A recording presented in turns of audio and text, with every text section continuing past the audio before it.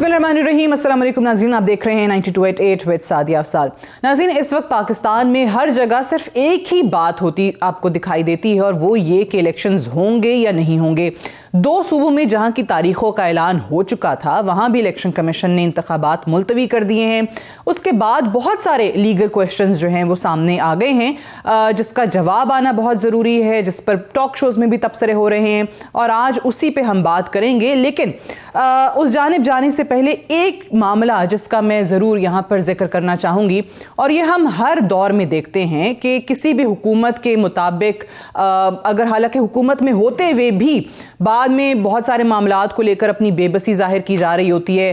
बहुत ज़्यादा हर एक की डेफिनेशंस जो हैं वो डेमोक्रेसी की भी हम देखते हैं कि वो फ़र्क नज़र आती हैं। सिलेक्टिव डेमोक्रेसी जो है वो हमारे सियासतदानों के यहाँ शायद ज़्यादा काम करती है। और अभी एक ऐसी ही मिसाल जो आ रही है वो पाकिस्तान तहरीक इंसाफ की तरफ से आ रही है। हालांकि उनके दौर में सहाफ़ियों पे मुकदमे भी होते रहे, सियासतदानों पर भी मुकदमे होते रहे और सहाफ़ियों के शोज़ भी बंद हुए। उस वक्त दूसरी पार्टी, दूसरा फरीक जो है वो कहता था कि जी ये फ़ाशिज़म है, और आज वो डेमोक्रेसी के नाम पर और इसको फ़ाशिज़म कहते कहते किस हद तक जा रहे हैं। मैं इसका क्यों जिक्र कर रही हूँ, क्योंकि पिछले दिनों हमने देखा कि जो पूरा इनकी हुकूमत के खात्मे का नैरेटिव था कि जी हमें अमरीकी साजिश के ज़रिए निकाला गया, फिर एक यूएस साइफर जो है वो भी सामने आ गया, उस पर भी बड़ी बातें होती रहीं। आज जो है वही यूएस के लोग जो हैं वो उनके सपोर्ट में बयानात दे रहे हैं, चाहे वो ज़ल्मे खलीलज़ाद हों या फिर जैसे हमने पिछले दिनों क्रेग मरे का भी आपको बताया था, उनका पूरा बैकग्राउंड बताया था। ब्रैड शर्मन हो गए, उनके हवाले से भी उनके फेवर में अब जो बयानात आना शुरू हो गए। लेकिन उससे भी बढ़ के जो पाकिस्तान तहरीक इंसाफ ने अभी पिछले दिनों एक इक़दाम उठाया है, जो कि उन्होंने कहा है कि जी ओवरसीज़ पाकिस्तानीज़ जहाँ जहाँ भी हैं पूरी दुनिया में वो अपने इलाके के जो लोकल रिप्रेजेंटेटिव्स हैं या जो सेनेटर्स हैं उनको ईमेल्स करें, उनको खतूत अरसाल करें। और ईमेल जो है वो हमने बनाई हुई है, ये मुल्क है तो आप हैं और आपकी सियासत है।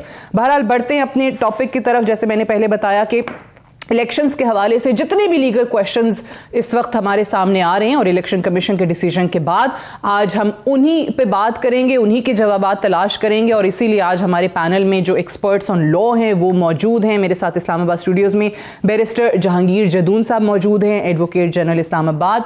बहुत शुक्रिया जदून साहब आपका। वसीम सज्जाद साहब हमारे साथ मौजूद हैं, फॉर्मर प्रेसिडेंट पाकिस्तान, साबिक चेयरमैन सेनेट, आपका भी बहुत शुक्रिया वसीम सज्जाद साहब। और अनवर मंसूर साहब हमारे साथ मौजूद हैं, फॉर्मर अटॉर्नी जनरल हैं, आपका भी शुक्रिया। आपकी इजाज़त हो तो मैं वसीम सज्जाद साहब से आगाज़ करना चाहूँगी। वसीम सज्जाद साहब, सबसे पहले तो ये बताइएगा कि इलेक्शन कमीशन ने जो दो सूबों की तारीखें सामने आ गई थी उसके बाद ये फैसला कर लिया कि अब उनको मुलतवी किया जाएगा, जो भी उन्होंने तौजीहात पेश की। पहले तो बड़ा सीधा सा सवाल जिस पर हम बात करें, क्या इलेक्शन कमीशन का इंतखाबात मुलतवी करने का ऐलान आइन शिकनी है? लेकिन जी बात यह है कि ये जो इलेक्शन एक्ट है उसमें महदूद इख्तियारात दिए हुए हैं इलेक्शन कमीशन को कि वो शेड्यूल को तब्दील कर सकते हैं। लेकिन यहाँ पे जो बुनियादी जो सवाल है वो ये है कि आइन में एक हद मुकर्रर की गई है, और वो ये है कि जी जब असम्बली की तहलील होती है तो उसके 90 दिन के अंदर इंतखाब होना लाजमी है। अब उस 90 दिन के अंदर फ्लेक्सिबिलिटी हो सकती है कि आप कब इलेक्शन करवाते हैं, कब शेड्यूल देते हैं, लेकिन ये अगर इससे तजावुज़ किया जाएगा तो वो आइन से इन्हिराफ होगा। अब ये यहाँ पे जो मसले पैदा हो गए वो ये है कि पहले तो पंजाब के गवर्नर साहब जिनको इख्तियार दिया गया था तारीख़ देने का आइन के तहत, उन्होंने तो ये कह दिया जी कि मैंने तहलील ही नहीं की, लिहाजा मैं नहीं देता हूँ। जो KPK के गवर्नर हैं वो काफ़ी उसमें देर करते रहे, बिलाखिर उन्होंने कहा जी 8 अक्टूबर चूँकि आपने की है तो वो कर दें। अब ये 8 अक्टूबर की तारीख जो है ये 90 दिन के बाद है, तो मैं समझता हूँ कि ये आइन से इन्हिराफ है। और मसले जो इलेक्शन कमीशन के सामने आ रहे हैं वो ये है कि उनको लगता है कि तावन नहीं मिल रहा हुकूमती एजेंसी से, तो लिहाजा ये मामला अब सुप्रीम कोर्ट में मैं समझता हूँ जाएगा, और सुप्रीम कोर्ट की एक भारी जिम्मेदारी होगी कि इस मसले का हल निकालें और आइंदा के लिए भी बताएं, क्योंकि अगर ये सूरत हाल रही तो आइंदा भी यही होएगा कि पता ही नहीं होगा कब इलेक्शन होना है, कोई सर्टनिटी नहीं होगी। और एक कानून का बुनियादी असूल ये है कि उसमें एक सर्टनिटी होनी चाहिए, पता होना चाहिए लोगों को कि कब क्या होना है। बिल्कुल सही। ये बात आपकी बिल्कुल दुरुस्त है कि फिर कल को कोई भी हुकूमत आए और वो डिसीजन ले कि जी अभी हम इलेक्शंस नहीं करवाएंगे और साल साल वो मामला लटकता रहे। मुझे बताइए जदून साहब, आप किस तरीके से इस इलेक्शन कमीशन के फैसले को देख रहे हैं? जब ये सुप्रीम कोर्ट का फैसला था उसमें ऑब्वियसली वो जो कम से कम इनहराफ का ऑप्शन दिया गया था, बेरेस्ट मिनिमम, उस वक्त इस पे बात हो रही थी कि जी ये फैसला कौन करेगा, कितना कम से कम जो है वो आगे पीछे ये डेट हो सकती है। सो अब वो 30 अप्रैल से उठा के उन्होंने 8 अक्टूबर कहा, बाकी मुल्क के साथ होंगे। सो ये उस जुमरे में आएगा नहीं आएगा? देखिए बिस्मिल्लाहिर्रहमानिर्रहीम, सबसे पहले तो इलेक्शन जो कराना है वो मैंडेट है इलेक्शन कमीशन जी। वो एक कॉन्स्टिट्यूशनल बॉडी है, कॉन्स्टिट्यूशनल मैंडेट है, ना वो गवर्नमेंट की जिम्मेदारी है ना सुप्रीम कोर्ट की जिम्मेदारी है केवल इलेक्शन। अब जब इलेक्शन कमीशन को सुप्रीम कोर्ट ने कहा जी आप within that date election कराएं, तो इलेक्शन कमीशन ने डेट अनाउंस कर दी। फिर पोलिटिकल पार्टी जितनी भी थी क्रॉस द बोर्ड उन्होंने नॉमिनेशन पेपर जमा कराए। इवन रिजर्व जो सीट थी खवातीन की उनके भी सारे नॉमिनेशन जा चुकी थी। जब इलेक्शन कमीशन का मसला यहाँ पे ये है कि ये फुली इंडिपेंडेंट इलेक्शन कमीशन नहीं है।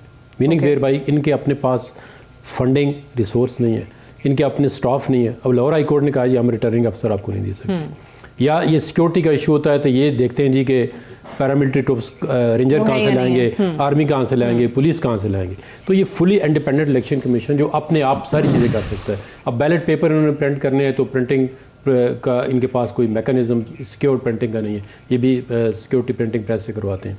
तो इन सारे मामलात को देख के इलेक्शन कमीशन ने जो रीजनिंग दी है वो कहते हैं जी कि जो मिनिस्ट्री ऑफ डिफेंस है, मिनिस्ट्री ऑफ फाइनेंस है, ये जो है हमारे जो रिसोर्सेज हैं जो हमें चाहिए एक ट्रांसपेरेंट और फेयर इलेक्शन कराने के लिए। बट ये चीजें कि पहले सुप्रीम कोर्ट में जाके अगर बता देता इलेक्शन पहले तो इलेक्शन पहले तारीखें भी हो गई, आरओज भी हो गए, सब मुझे कंप्लीट करने, ये मैं उधर मौजूद था सुप्रीम कोर्ट के अंदर, तो चीफ जस्टिस ऑफ पाकिस्तान ने कहा था कि आप तारीख अनाउंस करें, उसके बाद अगर आपको कोई इशू आते हैं तो आप दोबारा हमारे पास आ जाएं।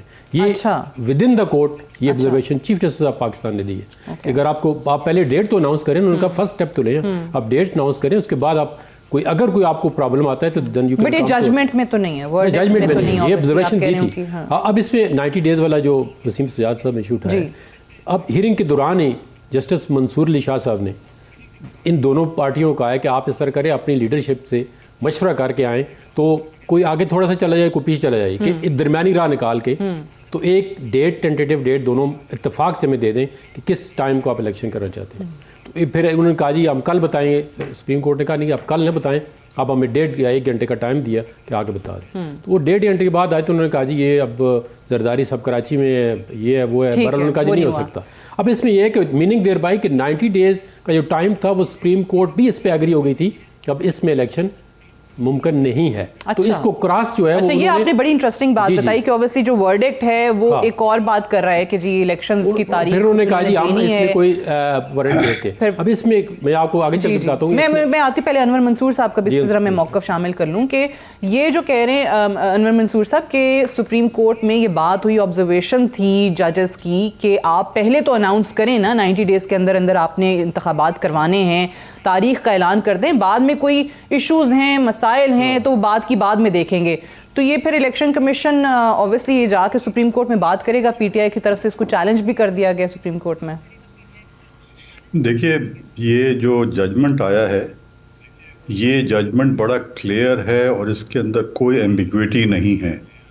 उन्होंने ये कहा है बेसिकली कि 90 दिन के अंदर कराना है, मगर चूंकि एक सर्टेन टाइम वेस्ट हो चुका था अर्लियर, तो उस पर सुप्रीम कोर्ट ने कहा वो जो टाइम वेस्टेड है उसकी वजह से आप थोड़ा सा आगे ले जा सकते हैं रीजनेबल पीरियड के अंदर, इसलिए कि उस वक्त तक 90 डेज का एग्जैक्ट जो है वो आप चूंकि नहीं कर सकते, तो आप थोड़ा बहुत गुंजाइश है वो 254 का जो है कि once that time has lapsed, वो इतना पीरियड था तो आगे निकल गया है वो, तो उसको कंपनसेट करने के लिए आगे ले जाते हैं, ठीक है। मगर सबसे इम्पोर्टेंट चीज़ ये है कि अगर सुप्रीम कोर्ट ने ये कहा, जो कि इसमें नहीं है जजमेंट में और ओरली अगर कहा भी है, तो इलेक्शन कमीशन के पास ये इख्तियार नहीं था कि सुप्रीम कोर्ट का वर्डिक्ट को अपने एक लेटर से नलिफाई कर दे। अगर उसको कोई प्रॉब्लम थी they should have gone to the supreme court directly और ये कहते कि ये हमारा इशू है, आप हम रिकंसिडर कर लें। मगर ये करना कि हम नहीं कराएंगे और डेट एक दे दी 8 अक्टूबर की, वो भी चूंकि बिल्कुल ही जैसे वसीम सज्जाद साहब ने कहा था, वो 8 अक्टूबर की डेट दे ही नहीं सकते थे। वो विद इन द स्पैन जो 90 डेज का था उसके अंदर मॉडिफाई कर सकते थे, मगर इतनी लंबी डेट नहीं दे सकते थे। वो सेक्शन 58 की बात कर रहे हैं वो।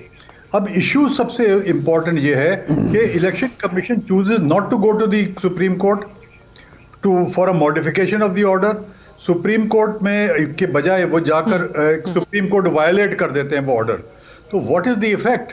Violation of the judgment of the supreme court is a matter जो कि कंटेंट में जाएगा। बिल्कुल ठीक है। अब ये बड़ा इंटरेस्टिंग है कि कंटेम्प्ट वाली जो बात है वसीम सज्जाद साहब, कि इलेक्शन कमीशन ने कहा है कि हुकूमत की तरफ से या वजारतों की तरफ से जिन लोगों की जिम्मेदारी है, जो मुतल्लिका इदारे हैं, उनकी तरफ से ऑब्वियसली उनको वो कॉपरेशन नहीं मिला, वो फैसिलिटीज़ नहीं मिली जो इलेक्शंस कराने के लिए उनको चाहिए थी। अब दो बुनियादी जो वजारतें हैं, एक मिनिस्ट्री ऑफ फाइनेंस है, वो तो डार साहब ने आके पहले ही टीवी पे कह दिया था नहीं हो सकते, जो मर्जी कर लें, नहीं है हमारे पास फंड्स। तो मिनिस्ट्री ऑफ फाइनेंस और दूसरी मिनिस्ट्री ऑफ डिफेंस। अब यही मिनिस्ट्रीज का मौकफ इलेक्शन कमीशन जब सुप्रीम कोर्ट में जाके रखेगा, सो वो जो कंटेम्प्ट है, तौहीन अदालत की कार्रवाई है, वो इलेक्शन कमीशन के खिलाफ बनती है या फिर इन दो वजारतों के खिलाफ, हुकूमत के खिलाफ बनती है?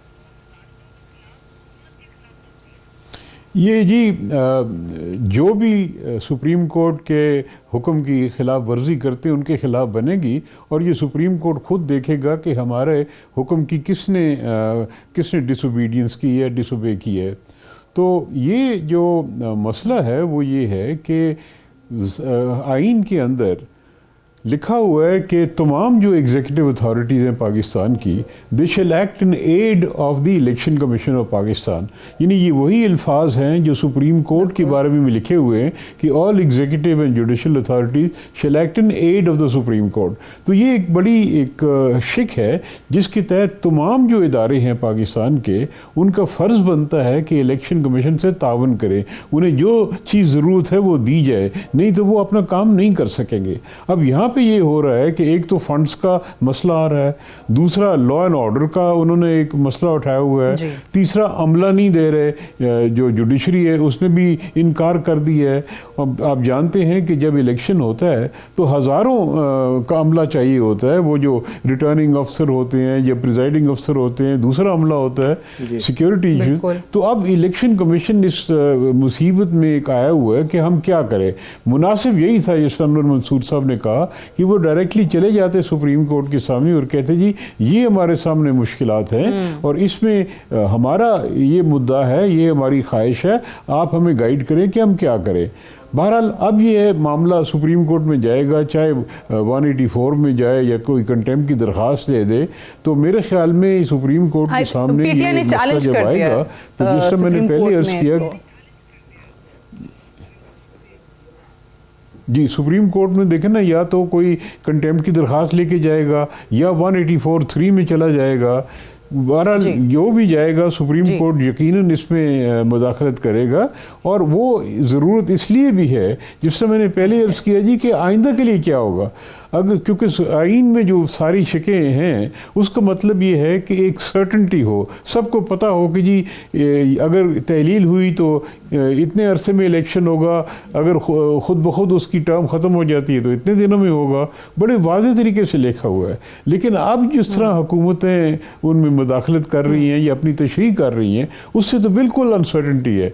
अगर इलेक्शन कमीशन का ये चीज़ मान ली जाए तो इसका मतलब है कि 6 महीने बाद भी इलेक्शन हो सकता है, 8 महीने बाद भी हो सकता है। इंटरिम गवर्नमेंट्स जो हैं जिनको नॉन इलेक्टेड होती हैं वो काम करती रहेंगी, ये तो आइन की बेसिक जो स्ट्रक्चर है उसके ख़िलाफ़ है। तो बहरहाल ये बहुत से जो मसले हैं वो अब सुप्रीम कोर्ट में जाएंगे और मुझे यकीन है कि वो इनका हल निकालेंगे और आइंदा के लिए कोई साफ़ रास्ता बताएंगे कि भी ये कानून है, इसके पे आप चलें। आजकल तो बिल्कुल ठीक कह रहे हैं कि वो हम एक रिवाज ही देख रहे हैं बड़े अरसे से। दोनों फरीकैन जो है ना फैसले के बाद मिठाइयाँ खा रहे होते हैं, दोनों क्लेम कर रहे होते हैं कि हमारे हक में फैसला आया। यहाँ पे भी जदून साहब वो 9 मेंबर से 5 मेंबर पे आया, हुकूमत ने कहा कि नहीं ये तो मेजोरिटी ने हमारे फेवर में जो है वो डिसीजन लिया है। लेकिन देखिए हुकूमत का मैं इसलिए सवाल कर रही हूँ क्योंकि हुकूमत बहुत क्लियरली मौक़िफ़ दे, लॉ मिनिस्टर की प्रेस कॉन्फ्रेंस हुई, तमाम लोग कह रहे हैं कि जी इलेक्शन कमीशन ने काम करके बड़ा अच्छा किया है, वो इलेक्शन कमीशन को इस पर सपोर्ट कर रहे हैं, उनके साथ खड़े हुए हैं। सो इसलिए वो कंटेम्प्ट फिर इलेक्शन कमीशन पे फिर अकेले तो नहीं होगा ना जदून साहब, जो वजारतें नहीं मुआवनत कर रही हैं इलेक्शन कराने में सुप्रीम कोर्ट के हुक्म के बाद, तो फिर हुकूमत भी आती है। नहीं अब उसमें देखें ना, अब इलेक्शन कमीशन अभी 184(3) के ऑलरेडी पिटीशन दाखिल कर दी है, तो उसमें सकता है कंटेम्प्ट में ना आए, वो दोबारा अगर उन्होंने पिटीशन फाइल कर दी है इस ऑर्डर के खिलाफ, तो भी एक न्यू काज ऑफ एक्शन आ गया है कि जी इलेक्शन की डेट जो है वो डेट तो मौजूद है लेकिन डेट उन्होंने अक्टूबर में दे दी है। तो वो कहेंगे कि इतना आप 4 महीने के 5 महीने के बाद जो डेट दे रहे हैं तो इसकी क्या वजह है। तो वो अभी जो उन्होंने फरमाया है मंसूर साहब ने भी या वसीम सजाद साहब ने भी कि ये इलेक्शन कमीशन को रीज़न दे। वहाँ पे इलेक्शन कमीशन तो कहता है जी मैं तो तैयार हूँ इलेक्शन कराने के लिए, ठीक है। एक बंदा कहता है जी मैं इस्लामाबाद से कराची जाने के लिए तैयार हूँ लेकिन फ्लाइट नहीं मिल रही, मैं क्या करूँगा, जहाज ही नहीं है तो मैं किस पे जाऊँ 1 घंटे के अंदर या 1.5 घंटे के अंदर। तो इलेक्शन कमीशन का ये है कि जी मैं तो इलेक्शन कराने के लिए तैयार हूँ लेकिन मुझे मशीनरी नहीं मिल रही। अंडर आर्टिकल 220 जो है कॉन्स्टिट्यूशन को, उसमें ये है कि तमाम एग्जीक्यूटिव अथॉरिटीज़ हैं वो इलेक्शन कमीशन को असिस्ट करेंगी, ठीक है। अगर ना करें तो इलेक्शन कमीशन मेरे दानिश मेरी ओपिनियन में वो उनको कंटेम्प्ट इशू करता। सेक्शन 10 जो इलेक्शन एक्ट है इलेक्शन कमीशन कर इलेक्शन कमीशन कंटेम्प्ट कर सकता है। अच्छा। अगर एक अथॉरिटी उसका ऑर्डर नहीं मानती, अच्छा, तो इलेक्शन कमीशन के पास क्या मतलब अगर देखें फाइनेंस मिनिस्ट्री कहती है कि नहीं है फंड्स, तो इलेक्शन कमीशन जो है वो फिर एक्शन ले सकता था ना। लेकिन एक मौक़िफ़ पीटीआई का ये है कि इलेक्शन कमीशन के पास कंटेम्प्ट की पावर ही नहीं है क्योंकि वो कोर्ट नहीं है। हालांकि जो सेक्शन 10 है वो जितना इलेक्शन एक्ट के अंदर जो फ्रेम हुई है सेक्शन है, ये पीटीआई इसमें पार्लियामेंट्री पार्टी के अंदर मौजूद थी, इसने सिग्नेचर किए हुए हैं कि ये जो सेक्शन 10 है ये एप्लीकेबल है और इसमें कंटेम्प्ट इलेक्शन कमीशन कर सकता है। लेकिन जो इन पे अपने कंटेम्प्ट लगी है तो अब इन्होंने इसको भी चैलेंज कर दिया कि जी इलेक्शन कमीशन जो है तो कोर्ट ही नहीं है, ना ये ट्रिब्यूनल है, कोर्ट है कॉन्स्टिट्यूशन के अंदर, तो ये अपनी कंटेम्प्ट की पावर किस तरह यूज़ कर सकता है। तो इलेक्शन कमीशन को तो इन्होंने खुद भी बेबस कर दिया है कि ना आपके पास कंटेम्प्ट की पावर है, तो फिर आप एग्जीक्यूटिव को किस तरह ऑर्डर करेंगे ये चीज़ मेरा ऑर्डर इंप्लीमेंट करो, मुझे ये मशीनरी चाहिए, वो नहीं देते तो इलेक्शन कमीशन के पास क्या पावर है गई है। अच्छा ये आपने जी ये किसमें एक इसमें ये इशू आ रहा है कि पीटीआई ने इसको चैलेंज किया हुआ हाई कोर्ट में कि इलेक्शन कमीशन जो है उसके पास कंटेम्प्ट की पावर नहीं है। तो अगर एग्जीक्यूटिव अथॉरिटी नहीं मानती कोई इलेक्शन कमीशन की बात तो इलेक्शन कमीशन फिर क्या करेगा। क्या ये बड़ा इंटरेस्टिंग अनवर मंसूर साहब के एग्जीक्यूटिव अथॉरिटीज जिन्होंने मुआवनत करनी है वो नहीं करेंगी, वो ही नहीं कर रही हैं, वो खुद मुख्तार इदारा रहा ही नहीं है, उसके पास कोई पावर्स ही नहीं रही हैं इलेक्शन कमीशन के पास कि आज वो वाकई में नोटिस इशू कर सकता डार साहब की वजारत को, वजीर हमारे जो हैं ख्वाजा आसिफ जो हैं वजीर दिफा, उनको उनके बयानात पे कि जी आप कैसे बात कर रहे हैं कि आप हमें फंड्स नहीं देंगे, आप कैसे बात कर रहे हैं कि आप हमें सिक्योरिटी नहीं देंगे। सो उनके पास कोई पावर्स ही नहीं रही। देखिए मैं जदू साहब की बड़ी इज्जत करता हूँ मगर शायद उनको ये शायद ना पता हो कि आज भी इलेक्शन कमीशन का मुद्दा ये है कि सेक्शन 10 की पावर है उनके पास, और बल्कि ट्यूसडे को केस लगाया हुआ है इमरान खान के ख़िलाफ़ और असद उमर के ख़िलाफ़ और फवाद के ख़िलाफ़ कंटेम्प्ट प्रोसीडिंग्स उनके ख़िलाफ़ चलाने के लिए। तो क्या ये एक इशू बनाया हुआ है इन्होंने कि पीटीआई के बंदों के ख़िलाफ़ तो आप कंटेम्प्ट की करेंगे मगर आप अगर 220 के तहत उनको कहते हैं और वो रिफ्यूज़ कर दें कि आपका ऑर्डर रिफ्यूज़ कर दें तो वो क्या कंटेम्प्ट में नहीं आता? बिल्कुल कंटेम्प्ट में आता है अगर वो समझते हैं कि कंटेम्प्ट पावर उनके पास है। वो या तो ये कहें कि कंटेम्प्ट की पावर मेरे पास नहीं है चूंकि केसेस फाइल हुए हैं मगर किसी में स्टे नहीं है। आप कहते हैं कि पावर्स हैं कंटेम्प्ट नहीं, मैं कुछ और कह रहा हूँ, मैं कह रहा हूँ इशू करने की पावर्स हैं इलेक्शन कमीशन के पास। मेरी बात सुन लें, मैं कुछ और कह रहा हूँ, मैं कह रहा हूँ कि जब तक के कोर्ट डिसाइड न कर दे उस वक्त तक वो प्रोविजन जो है वो इंटैक्ट रहता है, ये सुप्रीम कोर्ट का कहना है। तो जब तक के कोई डिसीजन नहीं आ जाए महज केस फाइल करने से वो प्रोविजन जो है वो खत्म नहीं हो जाता, प्रोविजन मौजूद है। तो तो अगर वो पीटीआई के खिलाफ वो एक्शन ले रहे हैं तो वही एक्शन फाइनेंस मिनिस्टर के खिलाफ क्यों नहीं लेते, इंटीरियर मिनिस्टर के खिलाफ क्यों नहीं लेते, डिफेंस मिनिस्टर के खिलाफ क्यों नहीं लेते, एंड ओवरऑल बिकॉज ये डिसीजन कैबिनेट के हैं तो प्राइम मिनिस्टर के खिलाफ क्यों नहीं लेते। All these have to be taken care of, because अगर वो ये अगर या तो वो इलेक्शन कमीशन ये कह दे कि मेरे पास पावर नहीं है कंटेम्प्ट की, तो फिर ठीक है, बात समझ में आती है। मगर ऑन द वन हैंड वो कहते हैं मेरे पास पावर है और कंटिन्यू करूंगा मैं इस पावर से, ऑन द अदर हैंड जैसे कि उनके खिलाफ हम नहीं करेंगे 220 में। और दूसरा सबसे इंपॉर्टेंट चीज ये है कि जैसे मैंने अभी कहा कि उन्होंने खुद कंटेम्प्ट कर दी है सुप्रीम कोर्ट के ऑर्डर की, अपना एक ऑर्डर निकाल के which violates the order supreme court. तो ये तो this is a very serious effect. Okay, ठीक है, चलें। ये मैं इस पे मुझे ब्रेक के लिए कहा जा रहा है, लेकिन जदून साहब भी कहना चाह रहे हैं, वसीम सजाद साहब की तरफ भी ब्रेक से वापस आके ये सवाल लेके जाऊंगी कि ये दो चीज़ें आ गई। वो कह रहे हैं कि जी आप पीटीआई के लोगों के खिलाफ जो है वो कंटेम्प्ट के नोटिस इशू कर रहे हैं, तो फिर आप यहाँ पे क्यों नहीं कर सकते थे? तो पावर्स या तो आप कहें कि हमारे पास नहीं है या हैं कंटेम्प्ट के नोटिस इस तरीके से इशू करने के लिए। और अनवर मंसूर साहब तो कह रहे हैं कि इन वजारतों से हट के वो सीधा वजीर आजम को भी कंटेम्प्ट में जो है वो नोटिस जारी कर सकते थे। मुझे एक ब्रेक लेने दीजिए, ब्रेक से वापस आएंगे, डिस्कशन को हम यहीं से आगे बढ़ाएंगे। Stay tuned.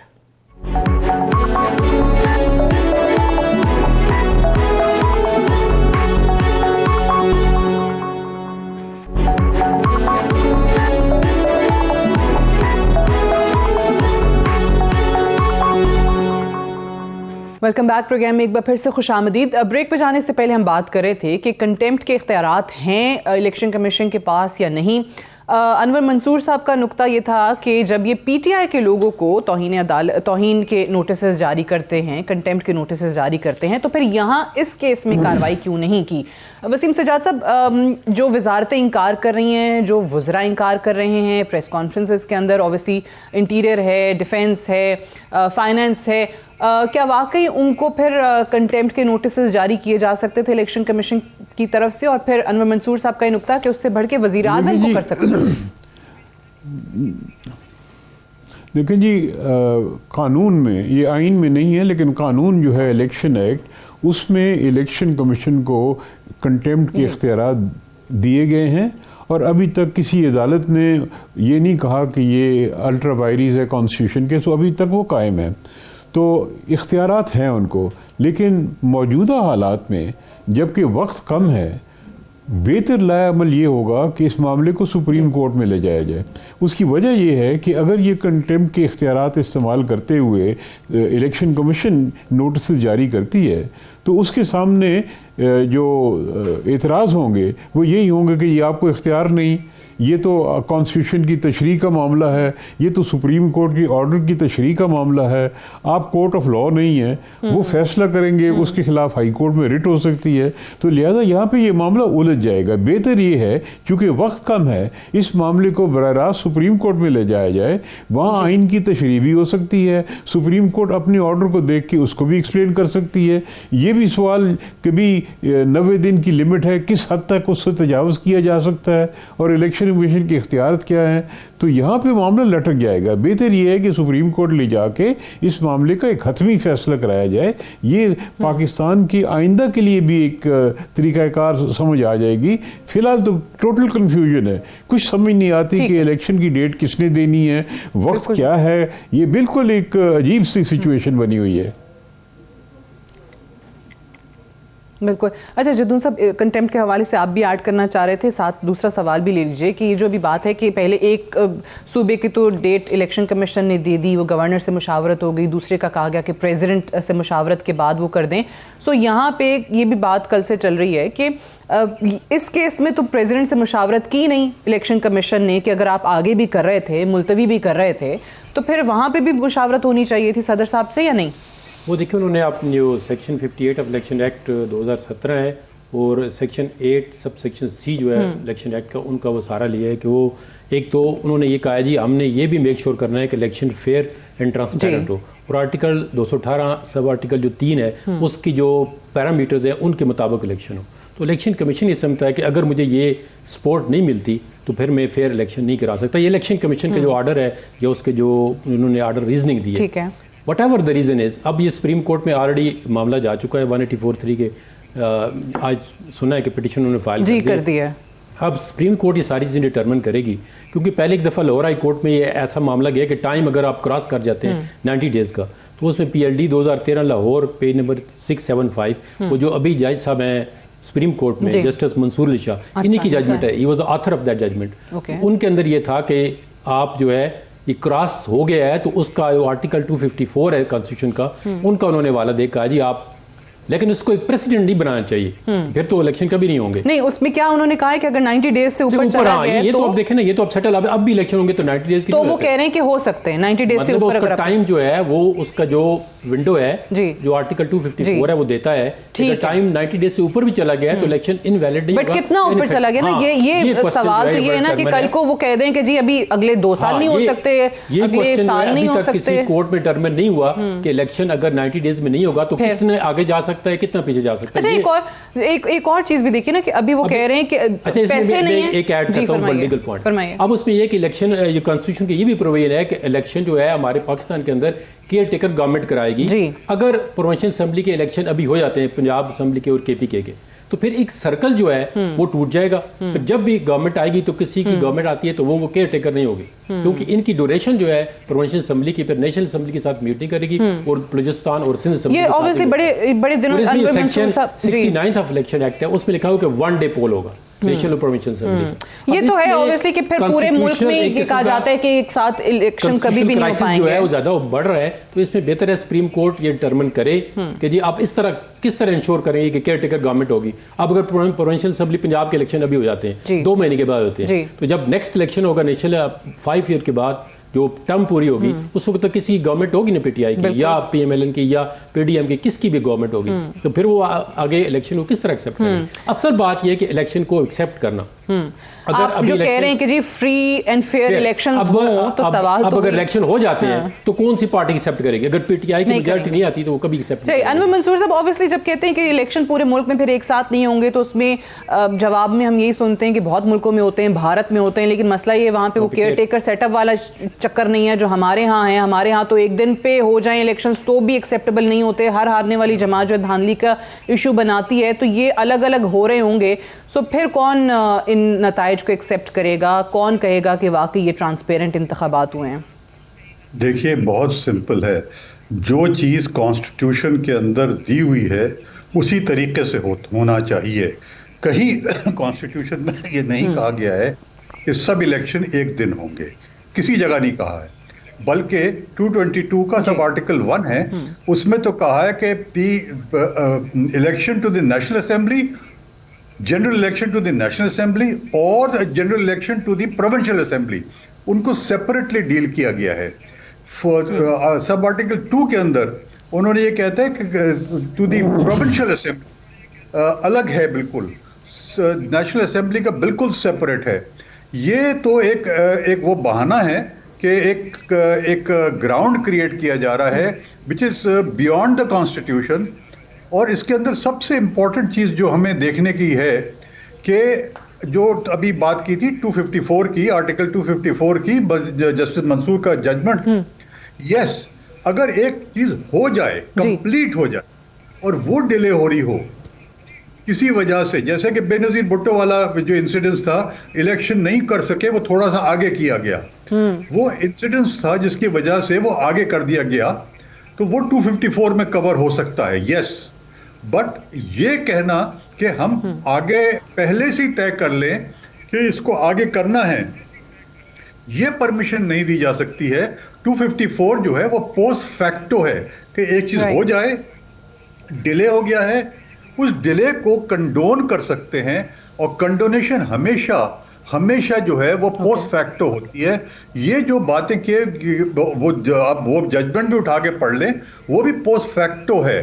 तो ये प्रॉब्लम ये है कि हम गलत टेंजेंट के ऊपर जाकर और ये मामले को दुरुस्त करने की कोशिश करते हैं, बिल्कुल गलत है। मैं जरा इंपॉर्टेंट चीज बता दूं कि जब स्पेसिफिक डेट्स दे दी हैं, अभी केयर टेकर गवर्नमेंट की बात कर रहे थे, स्पेसिफिक डेट्स दे दी हैं, 90 days, result 14 days, 21st day को वो ओथ लेंगे और 21st डे को चीफ मिनिस्टर अपॉइंट कर देंगे।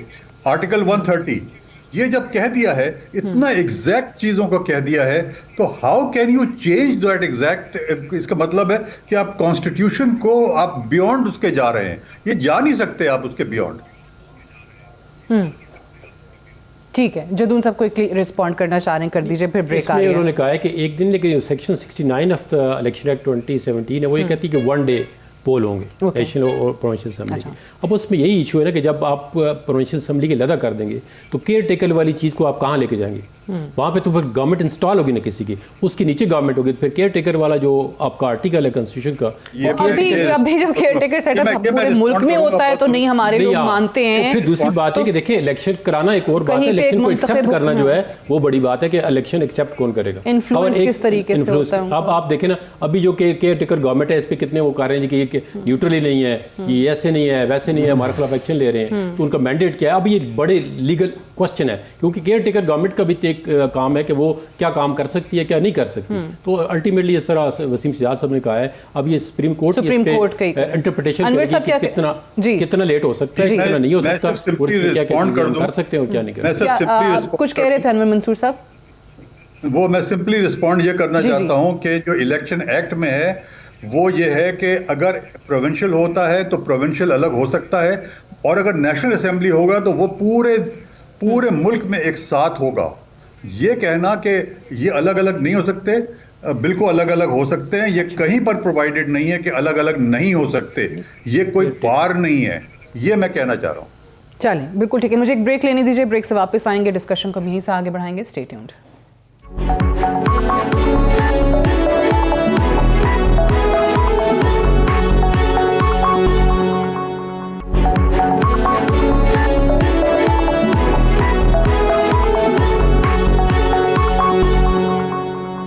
वेलकम बैक प्रोग्राम में एक बार फिर से खुश आमदीद। हम बात करें इलेक्शन कमीशन के उस फैसले की जिसमें इंतखाबात मुलतवी किए हैं पंजाब के, और उसके बाद हम देख रहे हैं KPK के गवर्नर ने भी इलेक्शन कमीशन को यही ख़त लिखा है, यही इस्तदा की है कि उनके सूबे के भी इलेक्शंस 8 अक्टूबर को ही हों।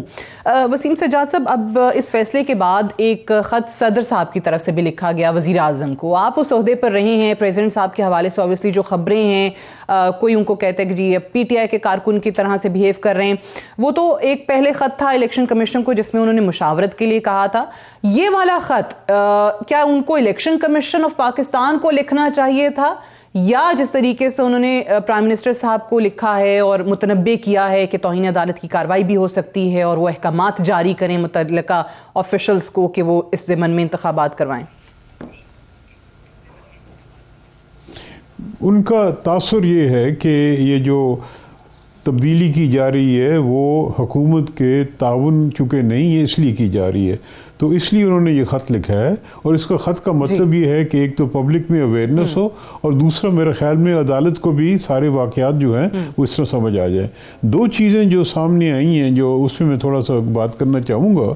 एक तो ये है जी कि ये कहा गया कि अगर एक सूबे में इलेक्शन होता है तो सारे पाकिस्तान में होना चाहिए, इसकी कोई गुंजाइश आइन में नहीं है और ये हो भी नहीं सकता, क्योंकि वफाकी सिस्टम में अगर एक प्रोविंस में इलेक्शन नहीं होता या इलेक्शन तहलील हो जाती है तो ज़रूरी नहीं कि सारों की तहलील की जाए। समझे एक नया इलेक्शन हुआ है और एक सूबे में कोई हुकूमत नहीं बन सकती, वहाँ पे कोई मेजॉरिटी किसी की नहीं आई, अब मजबूरन वहाँ पे तहलील करनी पड़ेगी, तो ज़रूरी है कि जी वहाँ पे क्योंकि तहलील की है तो सारे पाकिस्तान में तहलील कर दी है, ये तो हो नहीं सकता।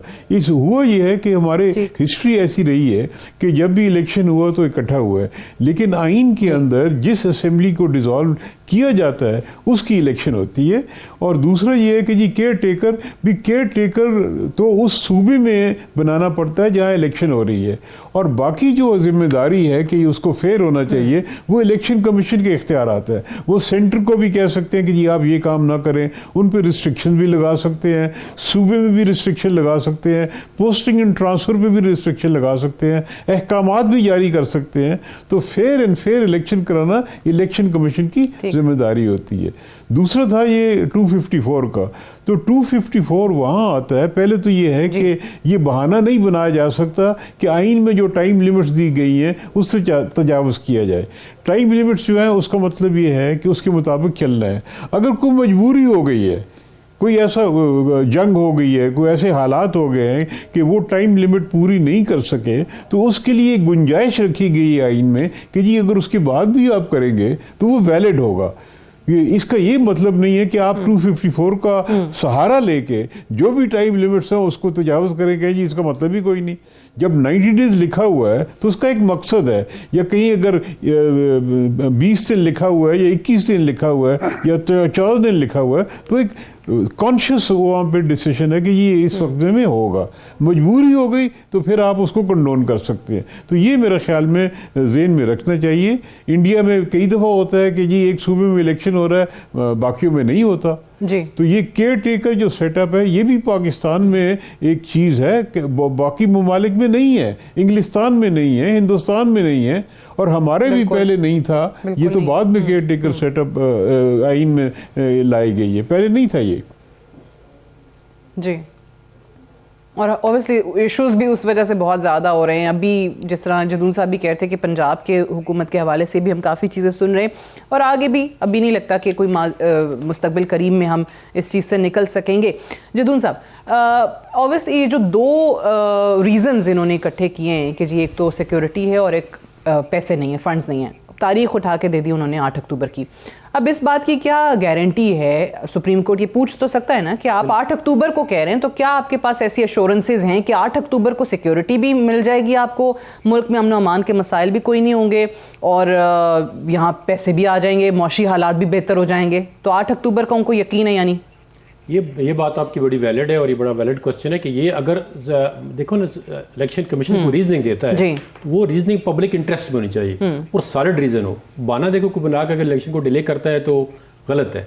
अगर वो ये सॉलिड रीजन देता है कि हमारे पास जो पैरामिलिट्री फोर्सेज हैं, मिसाल के तौर पर सेक्रेटरी डिफेंस उनके साथ तावन नहीं करते, या मिलिट्री कहती है जो हमारे पास जो बॉर्डर पे सिपाही काम कर रहा है हम उसको स्पेयर नहीं कर सकते, तो इसके लिए फिर ये चीज़ें सारी सुप्रीम कोर्ट के अंदर रखेगा इलेक्शन कमीशन। तो फिर सुप्रीम कोर्ट इस पे कोई जो भी डिसीजन होगा कोई रिजनेबल टाइम के जी हो सकता है वो सेक्रेटरी डिफेंस को बुला के पूछ लें कि आप भाई बताएं कि आप अगर आज नहीं दे सकते 2 महीने के बाद आप स्पेयर कर सकते हैं बंदे।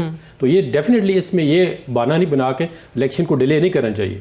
इलेक्शन को डिले अगर ज़्यादा करेंगे तो इससे और मसाइल पैदा होंगे। पहले इलेक्शन को एक्सेप्ट नहीं कर रहे, अगर इलेक्शन इस तरह डिले होते जाएंगे, ये बात बिल्कुल ठीक है। अगर 8 अक्टूबर की उन्होंने डेट दी है तो क्या या तो उनको फिर इन्हीं दोनों वजारतों से तारीख मिली है कि भाई 8 अक्टूबर को हम दे देंगे आपको सब कुछ, हम लॉ एंड सिचुएशन ठीक होगी, हम न भी ठीक हुई तो आपको सपोर्ट करेंगे, फंड भी अवेलेबल होंगे। तो फिर ठीक है, सुप्रीम कोर्ट डिसाइड करती है जी अगर 2-4 महीने का इसमें अगर गैप आता है और इलेक्शन इकट्ठे भी हो जाते हैं नेशनल असेंबली के प्रोविंशियल असेंबली के, तो फिर सुप्रीम कोर्ट में ये भी डिसीजन दे सकती है। अब लेट्स सी के अगर उन्हें कॉन्स्टिट्यूशन पिटीशन 184(3) की कर दी है तो अब चूंकि मैटर सब जुडिस हो जाएगा तो फिर हम सारे बाउंड है सुप्रीम कोर्ट के जो भी डिसीजन देगा। सही। अनवर मंसूर साहब, एक और चीज़, हम ऑब्वियसली जो आने वाले दिनों में इलेक्शंस के करीब जो केयर टेकर गवर्नमेंट बाकी सूबों में या पूरे मुल्क में बनेंगी उनकी बात करें, लेकिन जो दो मौजूदा केयर टेकर हुकूमतें इस वक्त हैं पंजाब के अंदर और केपीके के अंदर, ये जिस तरीके से इलेक्शन डिले करने का फैसला किया गया है, ये 90 रोज़ के बाद इन हुकूमतों का क्या स्टेटस होगा? निगरान हुकूमतें केपीके में और पंजाब में ये कहाँ स्टैंड करती हैं 90 दिन के बाद? जी टेक्निकली तो ये सिर्फ आई हैं for a period of 121 days, that is all. ये बिकॉज कॉन्स्टिट्यूशन के अंदर आप ऐड कर लें 19, 14 एंड 21 जो भी फिगर बनता है, ये उसके पीरियड के लिए आई हैं। दे कैन नॉट कंटिन्यू, इसलिए कि बड़ा लिमिटेड स्कोप है। एक ये जो निगरान हुकूमत जिसको कहते हैं उनका बड़ा लिमिटेड स्कोप है। प्रोविंस को रन करना है, अगर फर्ज करें कि डिले हो रहा है और प्रोविंस को रन करना है, उसमें वो क्या कहते हैं बजट नहीं दे सकती हैं, वो चीज़ें जो प्रोजेक्ट्स होते हैं उनको नहीं कर सकती हैं। वो सिर्फ और सिर्फ during the period of election वो मॉनिटर कर सकती हैं इलेक्शन को, मगर इलेक्शन कराना का काम जो है और उसका जो वो है वो एक्सक्लूसिवली इलेक्शन कमीशन के पास है। तो बाकी जितने काम हैं जो basic day to day work है वो कर सकते हैं, बियॉन्ड दैट नहीं। तो इसका मतलब ये है कि अगर इलेक्शन किसी वजह से इतना डिले होते हैं तो they have to bring back the original elected government, because democracy का जो बड़ा बेसिक उसूल है, डेमोक्रेसी का जो बड़ा बेसिक उसूल है। Okay, so you are saying that these caretaker governments then have to go, और पुरानी जो हुकूमतें सियासी जमातों की उनको लाना पड़ेगा अगर ये इलेक्शन डिले होता है। उसकी वजह ये है, देखिए इलेक्शन नहीं कर रहे हैं तो जो पिछले इलेक्टेड बॉडी है उसको they have to come back, because democracy का उसूल तो फ्रेंचाइज के ऊपर है। अच्छा, तो जो इलेक्टेड बॉडी है वो आएगी, बिकॉज अगर इलेक्शन नहीं करा रही है तो फिर then what happens. One liner Jadoon साहब अगर कहना चाह रहे हैं कुछ, क्योंकि टाइम मेरे पास थोड़ा रह गया है। ये देखिए ये अब एक मतलब बहस चल निकली है कि वो गवर्नमेंट आएंगे, वो ये कह रहे थे कि आप डिसॉल्व क्यों कर रहे हैं, क्योंकि लोगों ने आपको 5 साल के लिए इलेक्ट किया, दो आपके मसला यही ना, ये हुकूमत अब जून में बजट है, केपीके की भी नहीं दे सकती और ये भी नहीं दे सकते पंजाब में। आएगा सुप्रीम कोर्ट में और ये सुप्रीम कोर्ट ही डिसाइड करेगी क्या ये जो केयरटेकर गवर्नमेंट है ये कंटिन्यू कर सकती है या नहीं कर सकती, क्योंकि केयरटेकर गवर्नमेंट का कॉन्सेप्ट जो है वही है, डे टू डे फंक्शन करे, उस पे ऑलरेडी सुप्रीम कोर्ट की unfortunately I have run out of time, I have to wind up है। बहुत शुक्रिया जहांगीर जदून साहब, अनवर मंसूर साहब और वसीम सज्जाद साहब प्रोग्राम में ज्वाइन करने के लिए। That's all for tonight, I will see you tomorrow इंशाल्लाह। इजाजत दीजिए, खुदा हाफिज।